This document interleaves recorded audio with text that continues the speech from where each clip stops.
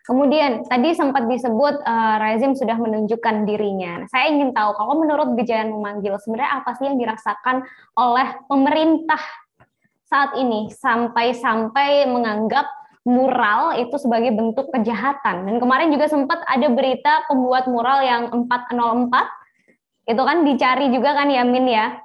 Iya. Meskipun akhirnya pencariannya tuh dihentikan. Nah, ini sebenarnya kalau menurut Mimin, menurut Gejayan Memanggil, itu apa sih yang dirasakan pemerintah? Apa yang ditakutkan oleh pemerintah dengan adanya mural kritik ini gitu? Ya tentu pasti mereka takut akan kekacauan. Padahal unsur-unsur kritik itu tidak harus menimbulkan kekacauan, tapi menimbulkan kesadaran yang dilihat sebagai provokasi gitu. Ya semua orang itu provokator. Kenapa provokator?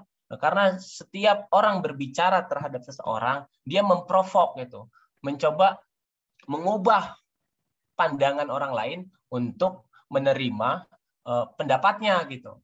Artinya pemerintah juga memprovokasi dengan menghapus mural-mural itu. Artinya ingin mengubah cara pandang orang yang lagi kritis menjadi orang yang bodoh gitu. Nah, yang provokator itu pemerintah yang terus mengubah pola pikir kita yang mulai tumbuh menjadi kesadaran yang dungu gitu. Oke, kalau menilik dari tadi salah satu kasus mural yang dihapus 404, alasan aparat atau alasan pemerintah saat itu karena muralnya tidak berizin, lalu menghina yang katanya lambang negara begitu. Seperti apa tanggapannya, Sekarang Min? gini, izin itu ditetapkan oleh siapa? Tentu oleh negara gitu. Sekarang untuk baliho negara memberikan izin sampai berapa banyak iklan produk ya. Tapi juga yang paling penting kita lihat berapa banyak poster atau baliho bertebaran yang menampilkan tokoh-tokoh politik yang secara nilai nggak ada itu memiliki makna di masyarakat, nggak ada value-nya, kata-katanya kepakan lah, koalisi bersama rakyat lah, padahal itu hanya bagian dari menaikkan elektabilitas mereka. Nah, mural ini tidak diberikan izin, padahal mural udah menjadi kebudayaan kita gitu sejak merdeka gitu. Ya, ketika diberikan izin harus sesuai dengan program-program pemerintah. Artinya kan apa? Artinya demokrasi itu dinilai dari perspektif pemerintah, bukan dari perspektif rakyat, bukan demos, bukan kreatos, gitu loh. Oke, kalau untuk tadi disebut juga kan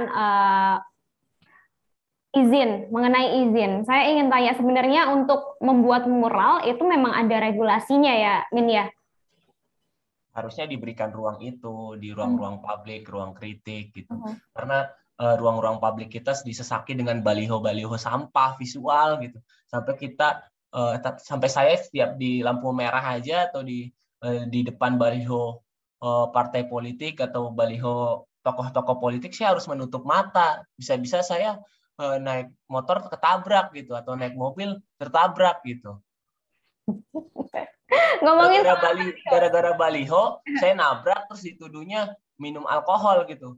Padahal saya menghindari melihat baliho yang bertebaran di mana-mana yang nggak punya value, yang cuma membodohi rakyat gitu. Karena dia punya uang bisa menyewa itu. Oke, baik. Karena sudah cukup banyak disinggung soal baliho, saya akan singgung juga. Ini kemarin saya sempat baca ada artikel yang menyebut baliho-baliho. Ini saya ngomongin yang di Jalan Solo Jogja aja ya. Yang ada di Jalan Solo Jogja, baliho-baliho elit politik yang sangat banyak bertebaran itu. Disebut ternyata banyak yang tidak berizin juga. Gimana tuh, Mas? Nah, ini kan konsekuensinya. Nah, tentu kita menyuarakan pendapat juga apakah harus diberi izin gitu oleh pemerintah. 17 Agustus di tembok-tembok kampung mereka membuat mural sendiri untuk merayakan revolusi 17 Agustus itu. Apakah harus izin ke pemerintah? Ya kan? Padahal di situ dilihat ujung-ujungnya dibentrokan oleh regulasi-regulasi. Sementara mereka nggak membuat regulasi yang baik untuk suara-suara kritis gitu. Bahkan semua langsung dibungkam gitu. Terima kasih sudah nonton. Jangan lupa like, subscribe, dan share ya.